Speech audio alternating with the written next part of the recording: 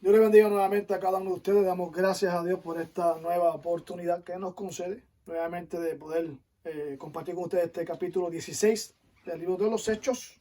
Saludos y bendiciones para cada uno. Que Dios la continúe bendiciendo nuestras vidas. Entramos en este capítulo 16 y lo hemos desglosado en diferentes contextos para hacerlo más fácil este estudio. Lo hemos titulado Hechos capítulo 16. El segundo viaje misionero de Pablo. Se desglosa o se desarrolla de la siguiente manera.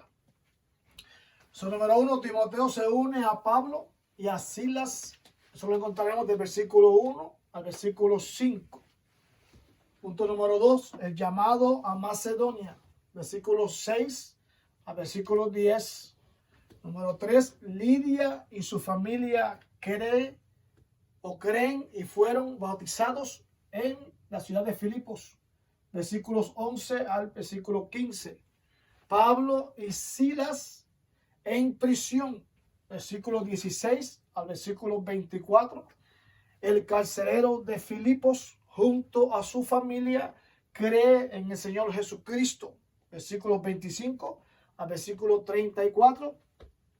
Número 6, Pablo se niega a partir en secreto. Versículo 35 al versículo 42. Acá tengo una nota importante, es que estos viajes misioneros no hay una fecha exacta. Hay diferentes comentaristas, hay diferentes puntos históricos que hablan de que es difícil orientar o señalar el tiempo exacto de los viajes de Pablo, porque Pablo en algunas ocasiones se detenía mucho tiempo en algunas ciudades. Pero desglosándolo así, históricamente hablando, algunos fijan las fechas. En el primer viaje misionero de Pablo, junto a Bernabé y junto a Juan Marcos, lo señalan para el año 46 al año 48 después de Cristo. Y el segundo viaje misionero de Pablo, ahora está junto a Silas, y ahora Timoteo, que entra en este capítulo 16, se señala para el año 49 al año 52. Pero repito, no son fechas exactas porque no tienen el tiempo exacto, qué tiempo Pablo se quedaba en algunas ciudades. A veces un mes, a veces un año. Eso no está históricamente comprobado, pero son las fechas más cercanas según la vida del apóstol Pablo. Estamos ahora en el capítulo 16 y empezamos dándole la gloria al Padre, al Hijo y al Espíritu Santo. En este capítulo 16 vamos a encontrar la continuación del capítulo 15. En el capítulo 15 finalmente vimos los últimos versículos después que se entregó la carta a los hermanos para llevarla a Antioquía, la iglesia de Jerusalén. Ya leímos una carta que entregaron en los versículos 22 al versículo 29 para llevarla a la iglesia de Antioquía. Luego vemos al final de ese capítulo 15 que se separa Pablo de Bernabé por causa de Juan Marcos. Nunca se detalló por qué hubo esta separación de Juan Marcos. Juan Marcos partió, salió de primer viaje misionero cuando estaba con Pablo y Bernabé. Algo ocasionó que Pablo se molestara con Juan Marcos y nos quiso ahora en este capítulo 15 al final. Ya decidió Pablo volver a las ciudades que habían visitado con Bernabé y Juan Marcos cuando estaba con ellos, pero ahora Bernabé quería llevar nuevamente a Juan Marcos y Pablo no estaba de acuerdo, y este desacuerdo produjo entonces que se dividieran, donde Bernabé toma, esa parte final del capítulo 15, Bernabé toma a Juan Marcos y dice que se va a la ciudad de Chipre, versículo 39 del capítulo 15, y Pablo toma entonces a Silas, que era uno de los enviados de Jerusalén, para entregar la carta ya a la iglesia de Antioquía, y parte con Silas hacia las ciudades de Siria y Cilicia. Van a ver en el mapa, en el mapa que vamos a estar señalando en la imagen del video. En ese mapa van a ver una flecha verde y van a ver el recogido de este segundo viaje misionero de Pablo. Les exhorto o los invito a que vayan y vean geográficamente este mapa para tener una idea de lo duradero que eran estos viajes. Los viajes probablemente tomaban entre de 3 a 5 años. En aquel tiempo parece que no había la facilidad que hay hoy día. En aquel tiempo todo era la única transporte que era por mar, a través de los barcos estos de vela que habían en aquel entonces, o estaba la cabalgura, fuera en el camello, fuera el caballo, o si no se caminaba a pie. Esto tomaba tiempo, este tipo de viajes misioneros por estos hombres dados a la obra de Dios. Bien, este capítulo 16 comenzamos leyendo.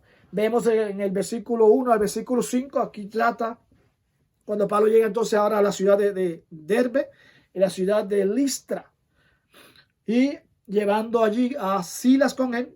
Aquí vemos que estas dos ciudades, leímos en capítulo 14, que fue la ciudad donde, por ejemplo, la ciudad de Listra fue la ciudad donde se adoró, donde la ciudad de Listra adoró, donde Dios usó a Pablo para hacerle milagros a aquella persona que estaba cojo de nacimiento, y la reacción de aquella ciudad fue adorar a Pablo y a Bernabé. O sea, lo llamaron Júpiter y le llamaron Mercurio. Luego entonces la ciudad de Derbe, que es la ciudad la ciudad vecina, cerca de la ciudad de Listra, fue donde finalmente apedrearon a Pablo, dejándolo moribundo o casi muerto o muerto. Fuera la experiencia que Pablo consiguió en estas dos ciudades, pero sin embargo aún vuelve nuevamente a estas ciudades a pesar de estos acontecimientos. Volvió nuevamente Pablo a chequear o a supervisar las obras que había dejado en estas ciudades, pero ahora no va con la compañía de Bernabé ni la compañía de Juan Marcos, sino que ahora tiene a Silas. Cuando llega a esta ciudad de Listra, ahí entonces se encuentra a un hombre llamado Timoteo, un hombre que tiene un buen testimonio en aquellas naciones, en aquellas ciudades, y Pablo le agradó la persona de Timoteo, y Pablo quiere ahora que Timoteo sea parte del equipo misionero. Timoteo era un hombre, cuando leemos la carta de Timoteo, Pablo escribió dos cartas a Timoteo. Timoteo era mitad griego y mitad judío. Su mamá era judía, su papá era griego, era de padre griego y de madre judía. No estaba circuncidado. Pablo toma a Timoteo y lo circuncida. Acuérdense que hubo un enfrentamiento en el capítulo 15 por causa de la circuncisión. Sin embargo, ahora Pablo tiene que tomar a Timoteo y circuncidarlo antes de llevarlo al viaje misionero y presentarlo a los judíos. ¿Por qué causa Pablo ahora estaba abogando en contra de lo que era la circuncisión, o que se exigía la circuncisión por parte de los judíos? Pero ahora Pablo se ve la obligación, o se ve él no tiene otra opción de circuncidar a Timoteo para llevarlo con él al viaje misionero. Voy a leer el versículo 3. Quiso Pablo que fuese con él, hablando de Timoteo, y tomándole le circuncidó por causa de los judíos, circuncidado por causa de los judíos que había en aquellos lugares, porque todos conocían al padre de Timoteo, porque su padre era conocido, ¿verdad?, en aquellas ciudades, de que su padre era griego. Por esta causa Pablo entonces lleva a Timoteo a la circuncisión para entonces llevarlo dentro de lo que era el campo misionero. El versículo 4, también Pablo no solamente circuncida a Timoteo, sino que lleva consigo la carta de ese capítulo 15, que tanto ellos abogaron por enseñarle a los gentiles que no era necesario pasar por la circuncisión, sino que solamente se abstuvieran de ahogado de sangre, de fornicación, que era lo que ellos querían que los gentiles practicasen. Pero versículo 4 señala que se llevaba la carta y se entregaba en estas ciudades, y a pasar por las ciudades les entregaban las ordenanzas que habían acordado los apóstoles y los ancianos que estaban en Jerusalén para que lo guardasen. Ahora, en cada ciudad que Pablo iba a predicar, especialmente en la sinagoga de los judíos, presentaba esta carta como la prueba de que no se le iba a exigir más a los gentiles el hecho de que tenían que ser circuncidados para recibir la salvación. Versículo 5, y así que las iglesias eran confirmadas en la fe y aumentaban en número cada día. La bendición de Dios estaba sobre la iglesia de los gentiles, y iban estas iglesias en aumento, porque Dios había traído esa reconciliación o esa paz entre la iglesia de los judíos, la iglesia circuncidada, y la iglesia de los gentiles, que era la iglesia que no estaba circuncidada y ya no se les exigía que fuesen circuncidados.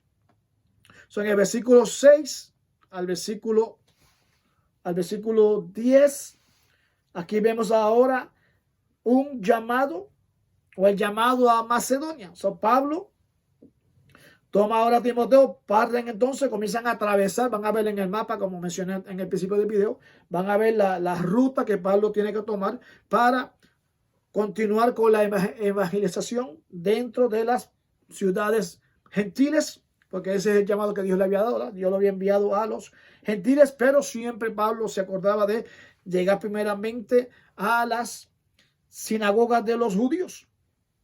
Sobre el versículo 6, cuando Pablo llega ahora a la ciudad de Frigia, la parte, lo que se le conocía como Asia Menor, hoy se le conoce hoy se cree que es la que hoy conocemos como Turquía, o sea, que entonces la Asia Menor, y Pablo pasa por las ciudades de Frigia, por la provincia de Galacia, pero le fue prohibido por el Espíritu hablar la palabra en Asia.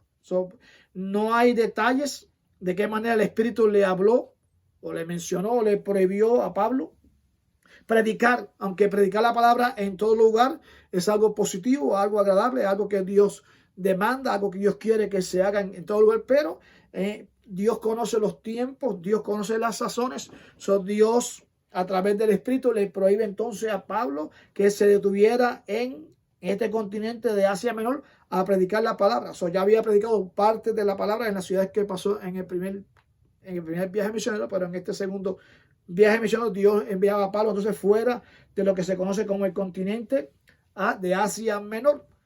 Pablo entonces, repetimos, no sabemos de qué manera el Espíritu le habló, no dice si fue por visión, si fue por profecía o si fue audiblemente. Simplemente ellos pasan de la ciudad de Frigia, pasan por Galacia, luego el versículo 7 menciona que pasaron por Misia. Todo esto todavía queda dentro del continente de Asia Menor. Luego intentaron ir a Bitinia, pero el Espíritu no se lo permitió. El Espíritu de alguna manera le señaló a Pablo. Pablo entendió y su grupo de misioneros entendieron de que en esos lugares que estaban transportando, que estaban cruzando, no iban a llevar la palabra. Se le había sido prohibido por el Espíritu llevar la palabra a estos lugares. No era el momento para que esas ciudades recibiesen la palabra del Señor.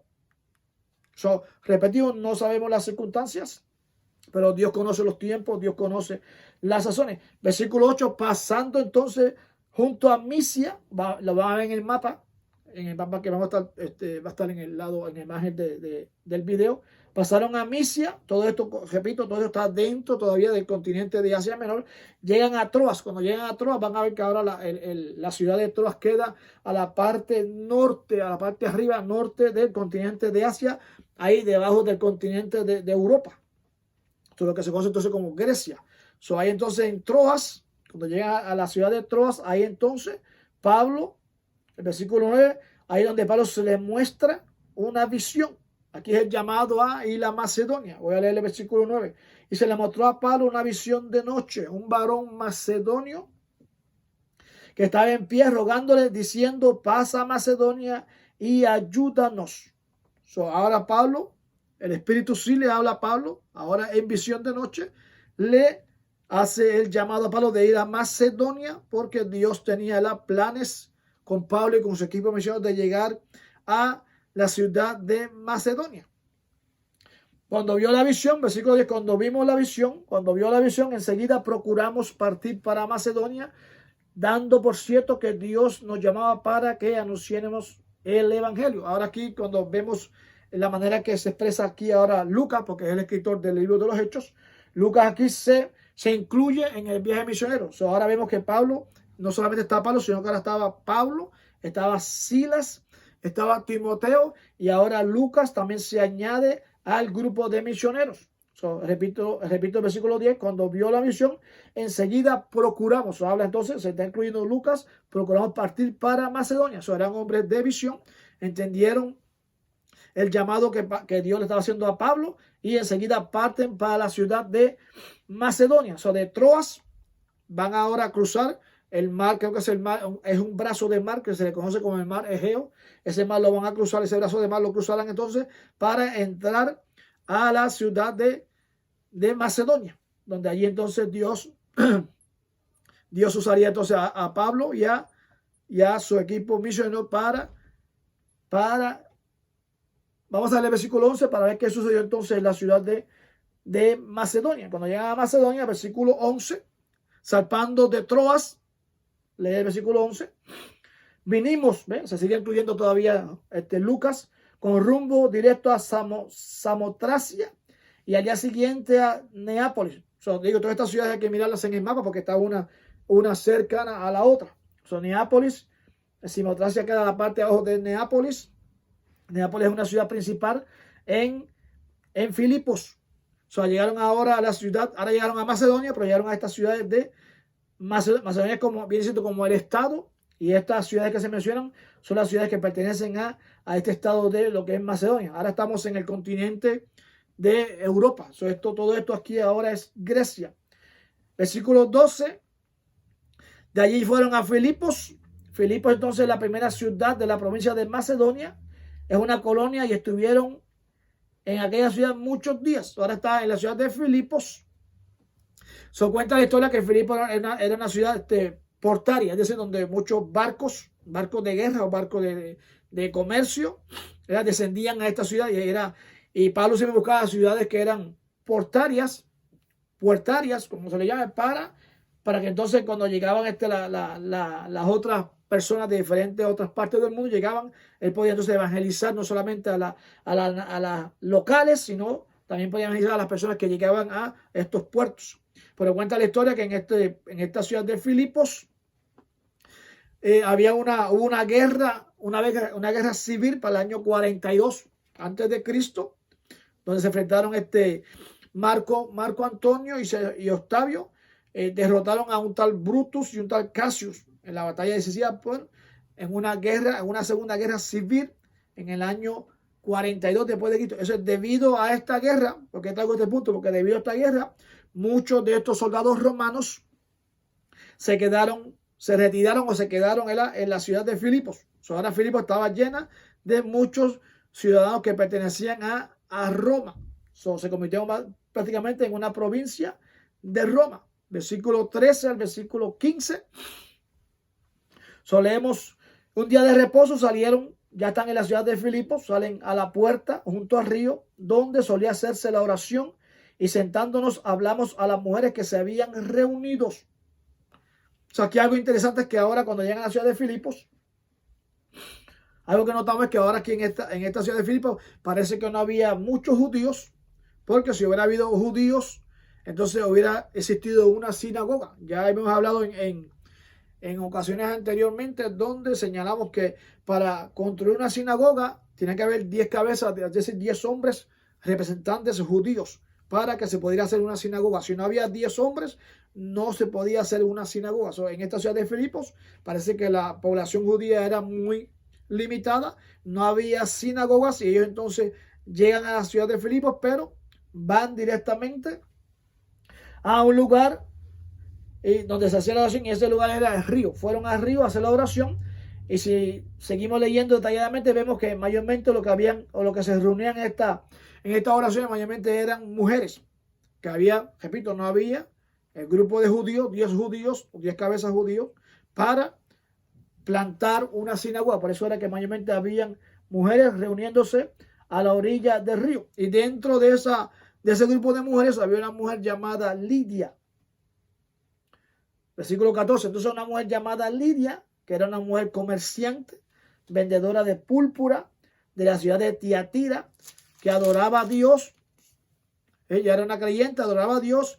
Dice que estaba oyendo, y el mismo Dios y el Señor abrió el corazón de ella para que estuviese atenta a lo que Pablo decía. Aquí vemos a Dios, a una mujer ya creyente con hambre de Dios, donde Dios abre el corazón de Lidia para que Lidia entonces entendiese la palabra que traía Pablo.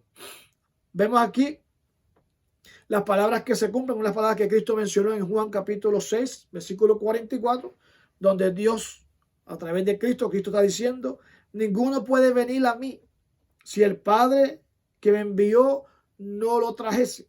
Juan 6, 44. Aquí se cumple la palabra de Cristo, donde vemos a Dios que abre el corazón de Lidia para entender y recibir la palabra que está trayendo ahora el apóstol Pablo. Ella se convierte, versículo 15, cuando ella recibió la palabra que Dios trae a través del apóstol Pablo, Dice que no solamente ella, sino que su familia. Leo el versículo 15.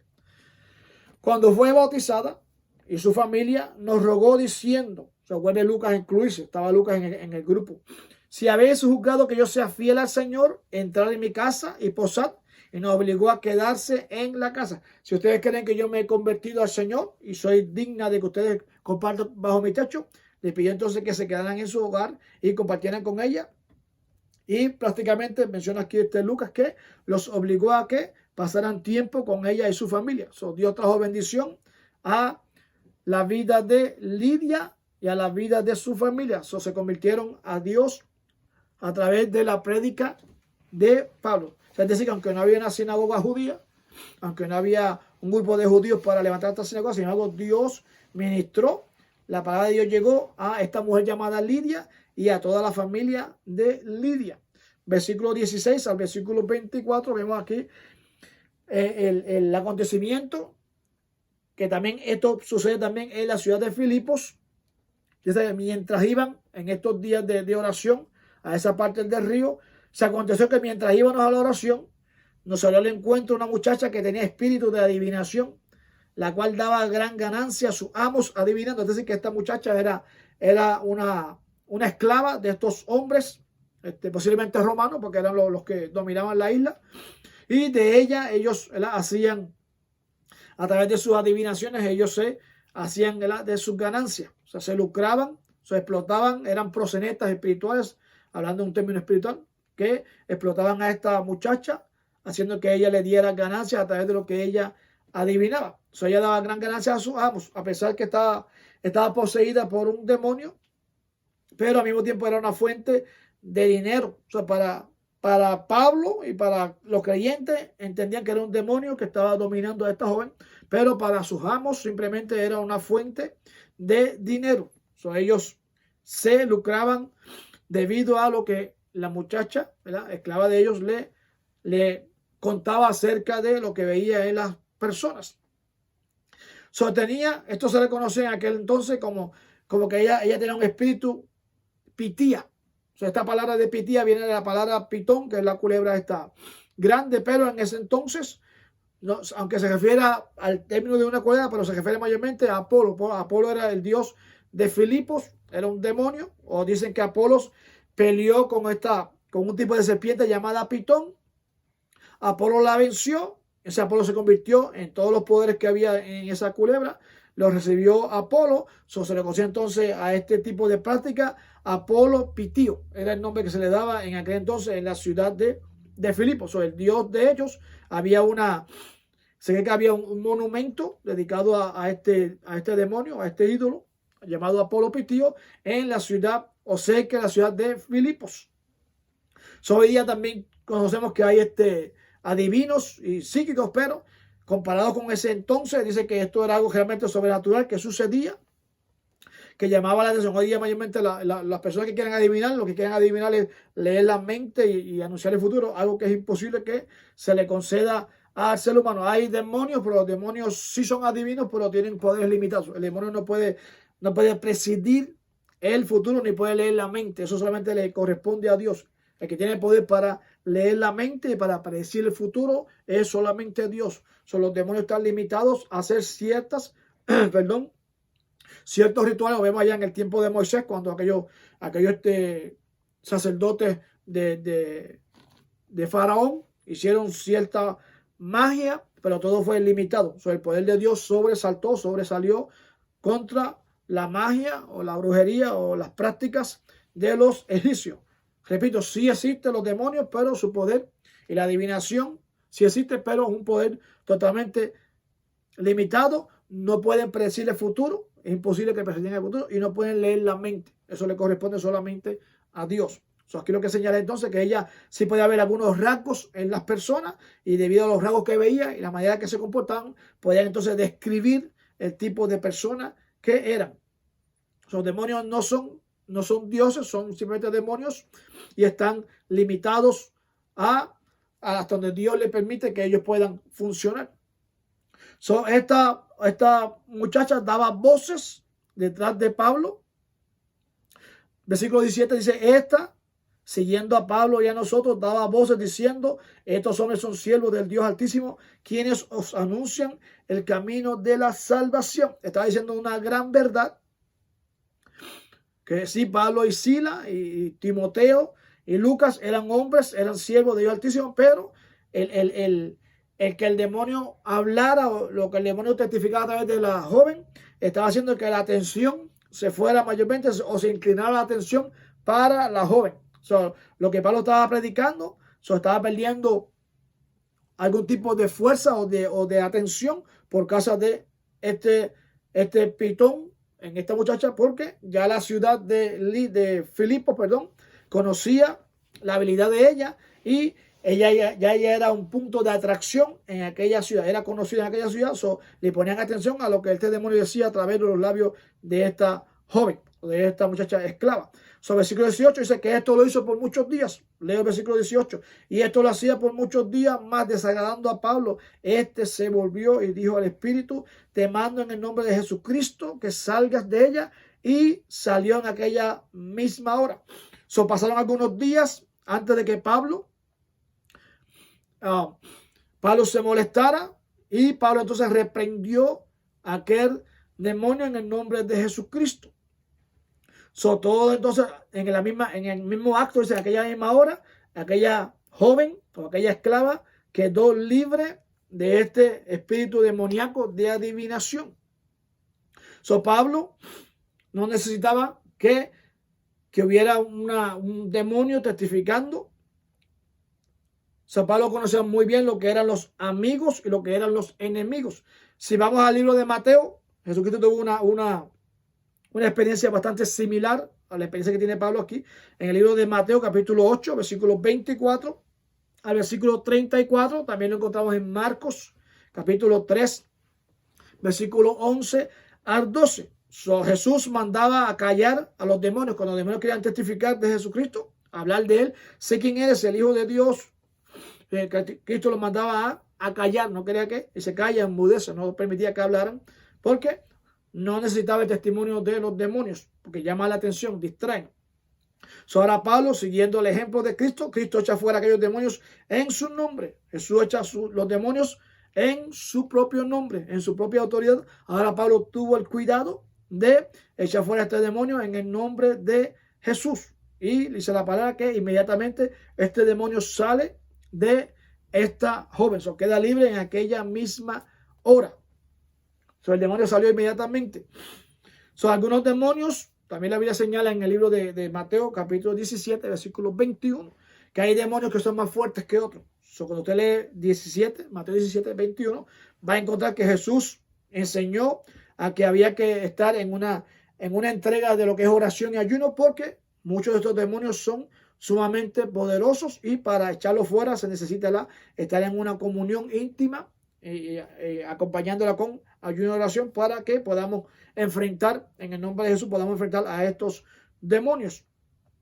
Esta joven queda totalmente libre después que Pablo hace esta reprensión, después de varios días. Luego vemos aquí la reacción de sus amos. Pero sus amos, leemos el versículo 19, pero viendo sus amos que había salido la esperanza de su ganancia, porque eso es lo que yo veía, la ganancia, prendieron a Pablo y a Silas y los trajeron al foro ante las autoridades. Repito, acuérdense que es una ciudad mayormente de romanos, y todo lo que se hacía en esta ciudad se llevaba frente a las autoridades de Roma. Ellos eran los que decidían qué se hacía con las personas que eran acusadas. Lo presentan frente a la autoridad romana. Versículo 20. Presentándolo a los magistrados, dijeron: estos hombres, siendo judíos, alborotan nuestra ciudad. Fueron llevados frente al magistrado, y ahora se le acusa por ser judíos. Mire bien el texto.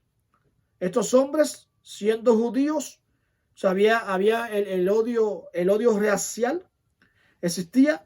Y en esta ciudad, como dije, había pocos judíos. Tenía la de perder Pablo y Silas, que es lo que mayormente vestían como judíos, porque ya vemos que Lucas es griego, y Timoteo era mitad judío y mitad griego, pero la vestimenta como tal parece que mayormente se conocía a los judíos por su vestimenta. Se veía mucho la vestimenta en Pablo y en Silas, que eran judíos, aunque Silas era romano, como leímos en el capítulo 15, y Pablo también tenía práctica, tenía herencia también romano, pero aquí ellos decidieron callar, no mostrar su descendencia romana, y dice que los presentaron a magistrados. Dice, estos hombres alborotan nuestra ciudad, versículo 21, y enseñan costumbres que no nos es lícito recibir ni hacer, pues somos romanos. Es decir, que lo que están enseñando estos hombres va en contra de lo que nosotros practicamos o lo que nosotros creemos, porque nosotros somos romanos. Ahora están siendo acusados porque son judíos y porque están enseñando algo o una creencia que no es la creencia de lo que practicaban o creía el pueblo romano. Lucas era gentil, repetimos, Timoteo era mitad judío, mitad griego, y Pablo y Silas son los que se ven mayormente con la apariencia de ser judíos, pero existía el sentimiento antijudío dentro de estas naciones, donde realmente lo que ellos rechazaron es el ser judíos. No es lo que estaban diciendo, sino mayormente por ser judíos. Alborotan nuestra ciudad y enseñan costumbres que no nos es lícito recibir ni hacer, pues somos romanos. Las acusaciones de estos hombres eran acusaciones prácticamente vagas o sin fundamento. Simplemente acusaron a Pablo y a Silas de ser hombres problemáticos o revolucionarios, pero no eran acusaciones suficientemente fuertes para llevarlos frente a los magistrados. Era simplemente un malentendido entre personas, pero ellos quisieron llevarlo más allá por causa de que habían perdido la ganancia de la adivinación a través de esta joven esclava que era la que le traía las ganancias a estos romanos, que eran los dueños de esta joven. Son los prejuicios contra ellos por su apariencia de ser judíos, asumieron que Pablo y Silas no eran ciudadanos romanos. En el Imperio Romano había dos maneras de tratar a los ciudadanos. El ciudadano romano, como tal, tenía todos los derechos civiles específicos y eran respetados. No había ningún romano que se sometiera a ningún castigo sin antes celebrarle un juicio por derechos civiles que ellos tenían, y se les respetaba. Pero los que no eran ciudadanos romanos no tenían derechos civiles y estaban sujetos a los caprichos del pueblo de Filipos y de los magistrados. Es decir, que el pueblo decidía, juntamente con los magistrados, decidían qué hacer con las personas que no eran ciudadanos romanos. Pablo y Silas, no se menciona qué pasó con Lucas ni con Timoteo. Solamente se concentraron mayormente en Pablo y en Silas, por como dije, posiblemente por la vestimenta.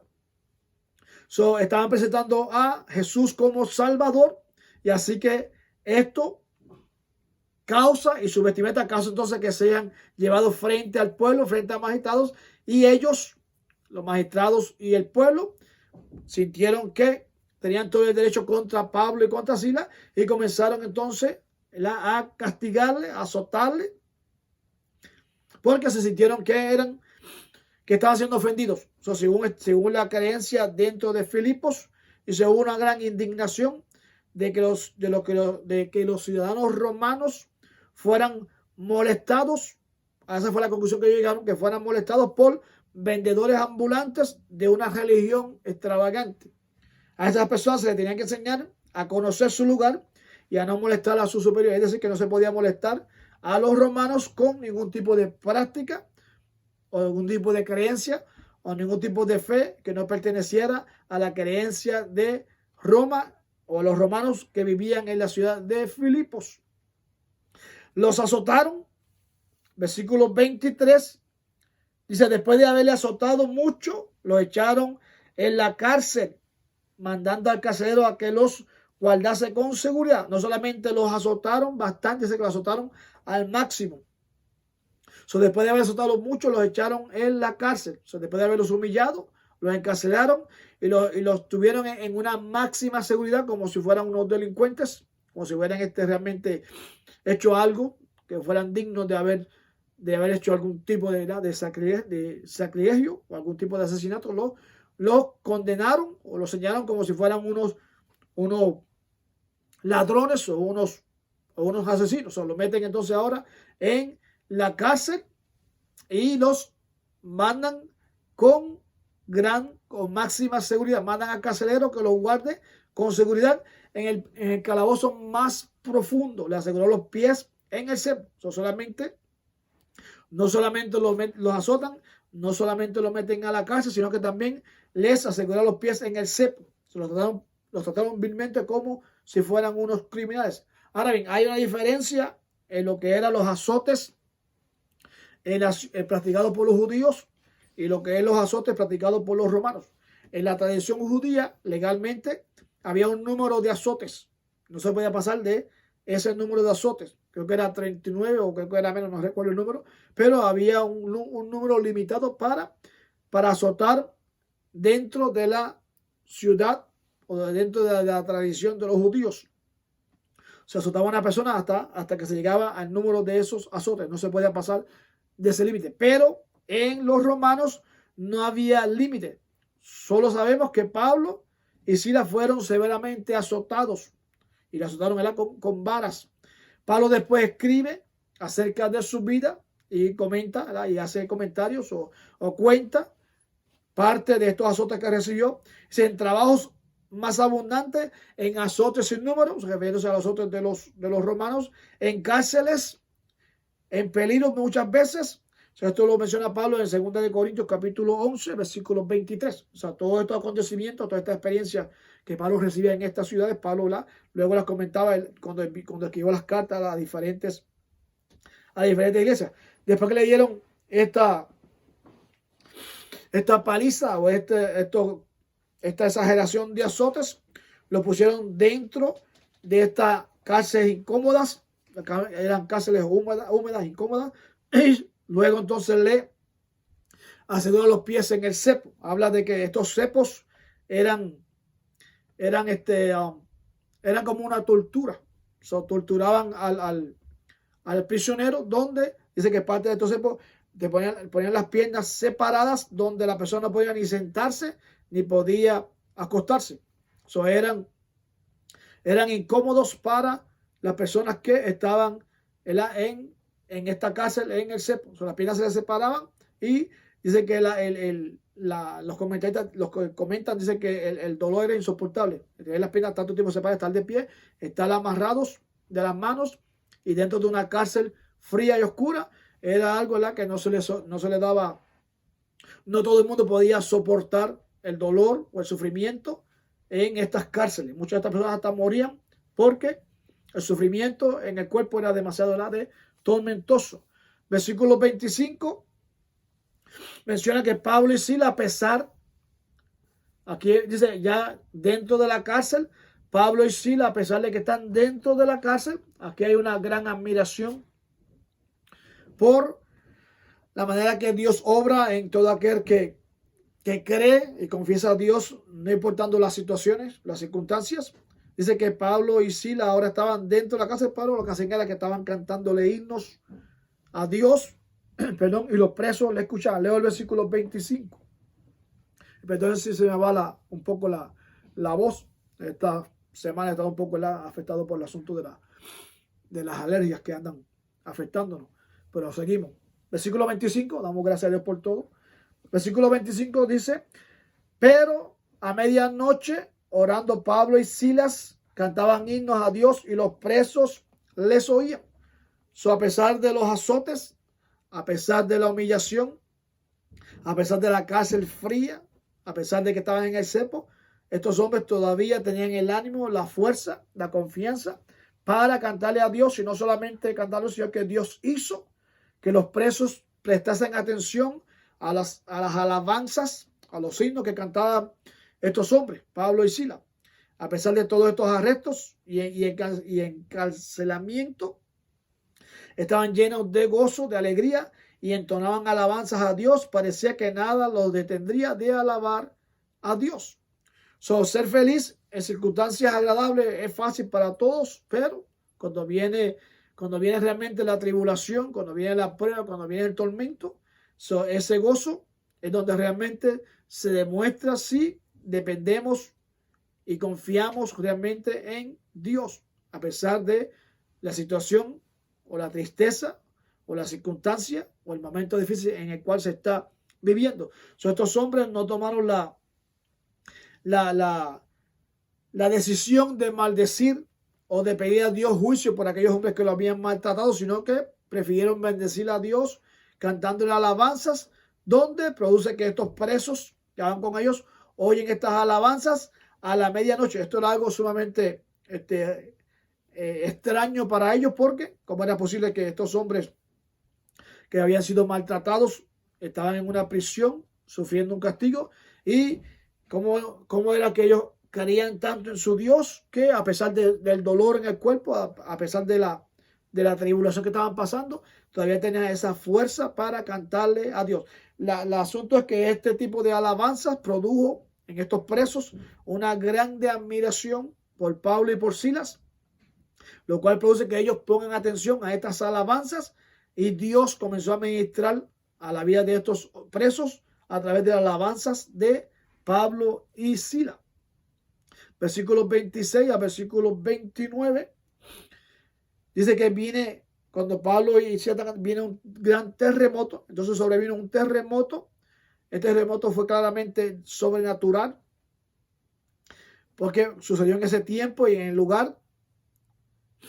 Las puertas fueron abiertas, las cadenas de todos los presos se soltaron. O sea, todos los presos soltaron, todas sus cadenas se cayeron, todas las puertas se abrieron. Todos los que estaban ahí presos estaban libres para salir de la cárcel.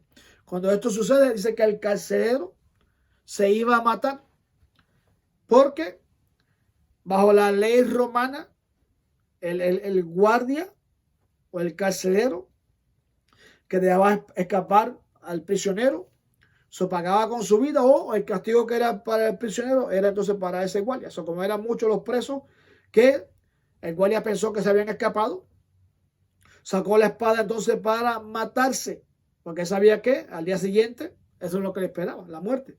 Decidió entonces quitar su vida con su propia mano antes de ser humillado frente a la nación de Filipos por haber dejado escapar a todos estos presos. Pero la misericordia de Dios, ¿verdad?, sigue siendo, un Dios de misericordia. Cuando Dios tiene planes, aunque no entendamos hacia donde Dios nos dirige, Dios tenía planes con este hombre carcelero, tenía planes con Lidia, y también tiene planes con la muchacha que estaba endemoniada, que tenía espíritu de adivinación, pero también tiene planes ahora con este carcelero. Cuando el carcelero se iba a matarse, Pablo entonces proclamó a gran voz diciendo: no te hagas daño, pues todos estamos aquí. Y él se aseguró que ninguno, el carcelero entra entonces, se asegura que ninguno había escapado. Pablo, Silas, todos los presos tuvieron la oportunidad de escapar, tuvieron la oportunidad de irse, pero ninguno de ellos salió. Mira cómo Dios está obrando. O sea, Dios obró en el carcelero, Dios obró también en los presos. Los presos quedaron en la cárcel, siendo ya libres para escapar de la cárcel, porque ya todo estaba, ¿verdad? Ya las cadenas habían caído y las puertas estaban abiertas, pero todos decidieron quedarse por lo que Dios había hecho. Dios había impactado la vida de toda esta cárcel juntamente con el carcelero. Dios trajo una manera milagrosa.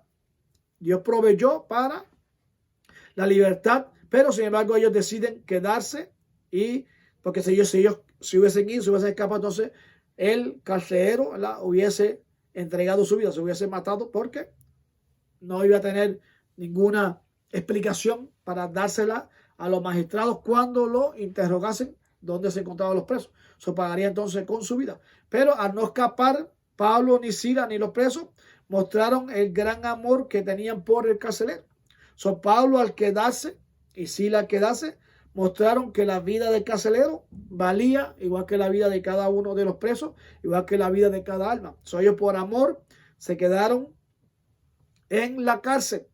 No se escaparon. Dios entonces permite o hace que este hombre carcelero se convierta. Voy a leer, se precipitó dentro y temblando se postró a los pies de Pablo y de Silas. El guardia de la prisión, temblando, dice que se postró, no lo adoró, sino que se inclinó por temor, ¿verdad?, por lo que había acontecido. Él entendió que todo este terremoto, todo este acontecimiento vino por causa de el terremoto, pero lo más que le traumatizó, lo más que le trabajó en su corazón, o lo más que le trabajó en su mente, fue que todas estas personas que eran ya libres para escapar, ninguno se escapa, se quedan en la cárcel. Todo esto pasó literalmente como lo está explicando aquí Lucas, y quedó entonces impactado por la reacción de ellos, que versículo 30, versículo 32, lee como sigue. Señores, y sacándole Dios, señores, ¿qué debo de hacer para ser salvo? Ellos dijeron, cree en el Señor Jesucristo y serás salvo tú y tu casa. Y le hablaron la palabra del Señor, y a él y a todos los que estaban en su casa. No solamente recibe la palabra del Señor el carcelero, sino también todos los que estaban en la casa, toda la familia del carcelero. Estaba tan impresionado el carcelero con Pablo y Silas por el amor que ellos le mostraron, por su capacidad de gozarse aún en la miseria, que inmediatamente quiso el tipo de vida que tenía Pablo y Silas. Le anhelaba entonces ser como Pablo y Silas. ¿Cómo era posible que habían sufrido tanto, habían pasado por tanto sufrimiento y todavía tenían esa fuerza y ese espíritu de adorar al Dios en el cual ellos habían creído? Esto conmueve al carcelero, y el carcelero queda convertido y pregunta qué debo hacer para ser salvo. Dios entonces es el que hace, Dios es el que provoca, el verdadero creyente en la situación que se encuentre siempre será como un imán que atrae a aquel que le ha puesto los ojos encima. En este caso ahora Pablo y Silas atrayeron, ¿verdad?, con su actitud, con su testimonio, con su sufrimiento, con sus cánticos, atraen ahora a este carcelero y a la familia de este carcelero. Creen en el Señor Jesucristo y será salvo. La respuesta de Pablo al guardia en la prisión es una afirmación clásica de la esencia de lo que es el evangelio. Si tú crees en el Señor Jesucristo, serás salvo. Es una garantía dada no por Pablo, sino por el mismo Jesucristo. Sino Dios mismo dice en Juan 3:16, Dios envió a su Hijo al mundo para que todo aquel que en él cree no se pierda, mas tenga vida eterna. Es una garantía de salvación a todo aquel que acepta y cree en el Señor Jesucristo. Aunque parece algo sumamente sencillo y posiblemente criticado por algunos, dicen que no hay manera entonces de que si la salvación se encuentra así de sencillo, pues entonces no hay que predicar y no hay que arrepentirse. Eso es uno de lo que enseña este capítulo 16. Enseña que Pablo sí predicó, ya el carcelero ya se había arrepentido. Ya hay un arrepentimiento, ya preguntó qué tengo que hacer para ser salvo. Había un arrepentimiento ya por lo que había acontecido o por la actitud o por la acción de Pablo y Silas al mostrarle el amor que tenían por él de no escapar de la cárcel. Esto lo conmueve y hace que él entonces dé el paso de fe. Luego Pablo entonces va a la casa del carcelero y allá en la casa del carcelero le predica a toda la familia. Toda la familia del carcelero recibe a Jesucristo. Pablo no envió al carcelero a una consejería, no le envió a una práctica teológica, no le envió a una terminología espiritual, sino simplemente le dijo, cree en el Señor Jesucristo y serás salvo tú y tu casa. Ese es el mensaje más sencillo que podemos llevarle a cualquier alma, a cualquier persona, en cualquier situación en la que se presente. Darle, garantizarle, enfatizarle, estar sumamente seguro de que si crees en Jesucristo serás salvo. Está dicho y predicho por Dios mismo a través de la Escritura. Tú y tu casa, otra frase que está aquí, tú y tu casa, es una promesa para el carcelero y para toda su familia. Y esto fue lo que sucedió en esta ciudad de Filipos. Bajo la inspiración del Espíritu Santo, Pablo le predica al carcelero, llega a la familia del carcelero y todos ellos entonces creen en Jesucristo por el amor que mostró Pablo y Silas al no escapar, para que la vida del carcelero no quedase en las manos de los magistrados, porque perdería su vida. Él va a la casa de este carcelero, entonces Pablo, allá Pablo predica en la casa del carcelero y la familia de él se convierten. La palabra del Señor a él y a todos los que estaban en su casa. Menciona el versículo donde Pablo completa la obra que Dios le había enviado ahora en el continente de Europa. Versículo 33, versículo 34. Y tomándole aquella misma hora, ahora vamos a ver la reacción del guardia, cómo él reacciona ahora a la prédica de Pablo, al amor de Pablo y de Silas hacia su persona y a la familia. Versículo 33, versículo 34. Y tomándoles en aquella misma hora de la noche, les lavó las heridas. Acuérdense que era la medianoche. Leímos. Y enseguida se bautizó él y con todos los suyos, y llevándole a su casa les puso a la mesa. Y se regocijó con toda su casa de haber creído en Dios. Y tomándole aquella misma hora de la noche, les lavó las heridas. Ahora el carcelero, que estaba a cargo de que Pablo y Silas no se escapasen de la cárcel, ahora está sirviéndole a ellos, devolviendo de alguna manera la bendición de haber recibido a Dios en su corazón, y ahora el amor que le dio Pablo y Silas, él se lo devuelve de esta manera. Ahora le lava las heridas, los recibe en su casa, los puso a la mesa, los alimentó. Esto demuestra el arrepentimiento del carcelero y siguió el ejemplo de amor que le había mostrado Pablo y Silas. Y enseguida se bautizó con los suyos. Este es el segundo paso que se da después que la persona se convierte. Hemos leído en el libro de los Hechos en varias ocasiones. Hechos capítulo 2, al final de ese capítulo 2, menciona la Biblia que nos manda a bautizar. Usted se arrepiente, hace confesión de fe y luego entra a las aguas bautismales. Si enseguida se bautizó, aunque era la medianoche, tanto el carcelero como los suyos fueron entonces a las aguas bautismales, se bautizaron. Se bautizó enseguida él con todos los suyos. El carcelero y toda su familia no vieron la razón para retrasar su bautismo. Ellos fueron bautizados esa misma noche y todo comenzó alrededor de la medianoche. Hechos 16, 25, lo hemos leído en el versículo 25, donde todos ellos se bautizaron. También hubo regocijo. Este hombre fue llevado, hubo un cambio de un miedo suicida, se iba a suicidar en el momento cuando hubo el terremoto, cuando empezó que Pablo y los presos se habían escapado, pero de ese miedo suicida, su vida cambió a un gozo abundante en solo minutos. Dios transformó ese miedo suicida en un gozo abundante porque Dios le permitió la salvación, no solamente al carcelero, sino también a toda su familia. El Espíritu Santo usó las alabanzas de Pablo y Silas en una adversidad para atraer a este personaje del carcelero, traerlo al evangelio.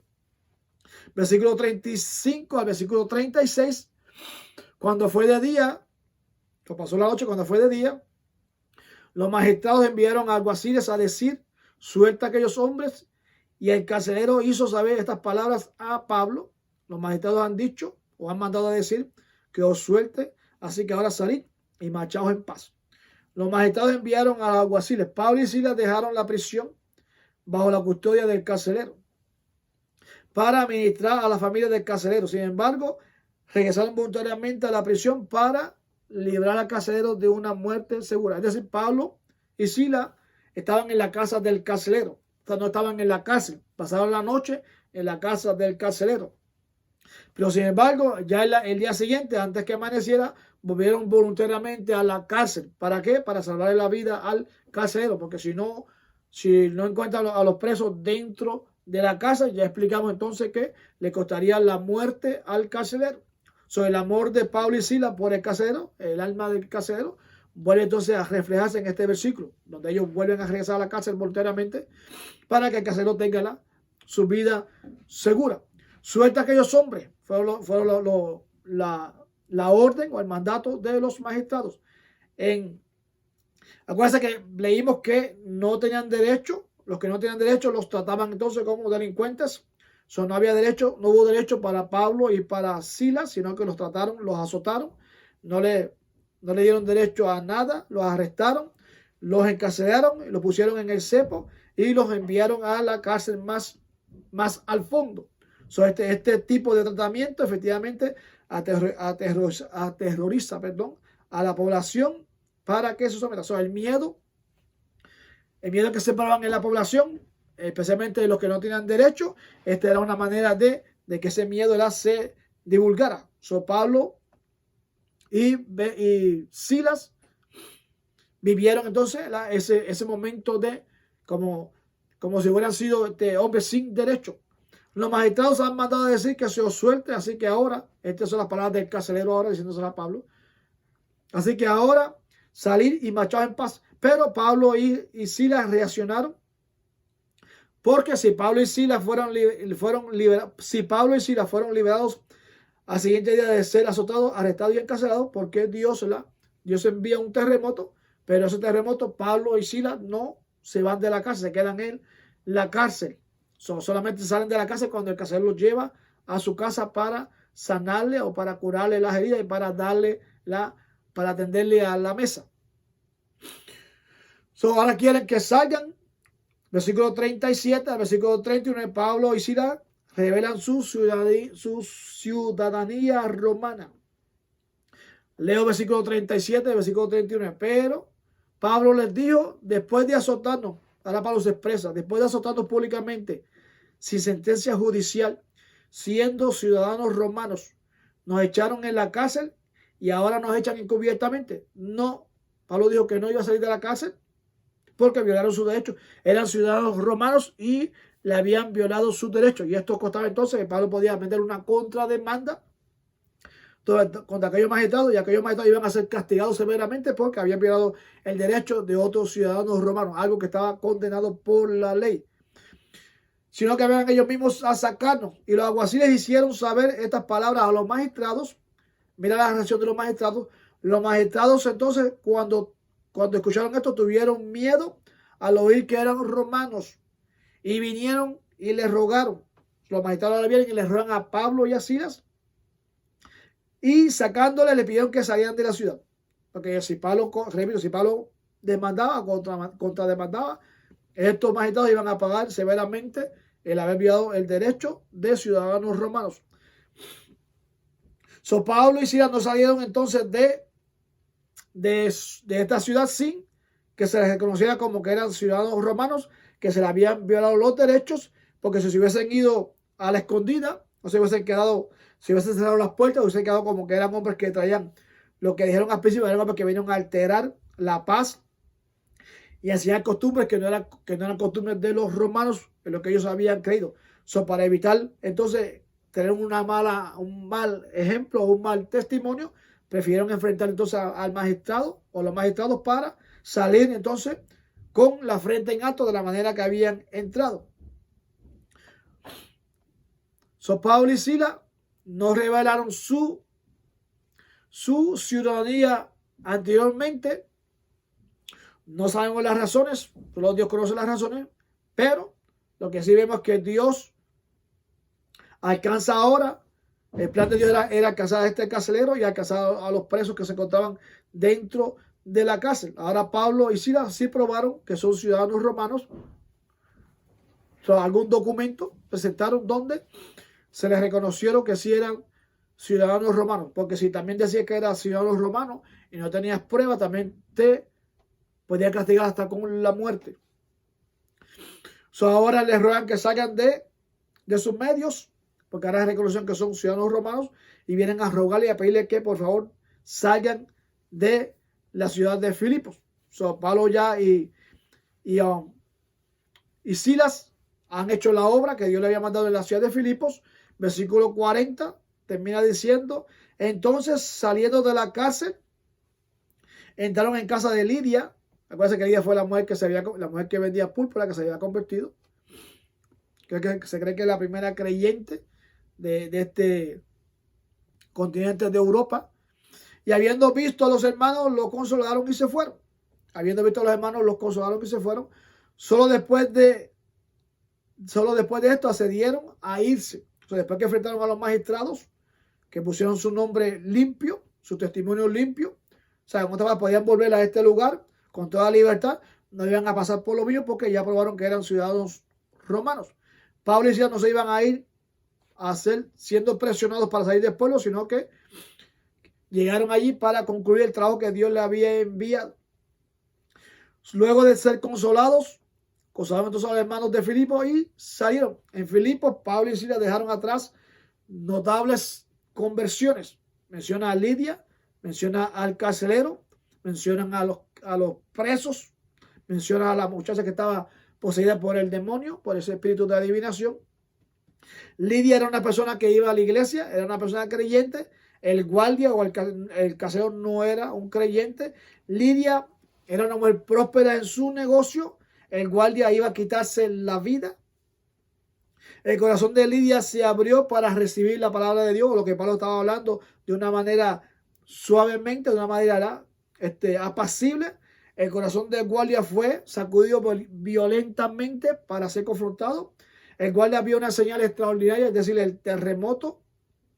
Pero Lidia tuvo el mover del Espíritu en su corazón. Ambos escucharon el Evangelio de maneras diferentes. Ambos creyeron. Ambas vidas se convirtieron. No solamente ellos, sino también fueron tocadas sus familias. Fueron bautizados. Ahora en la iglesia de Filipos se quedaba un grupo de creyentes.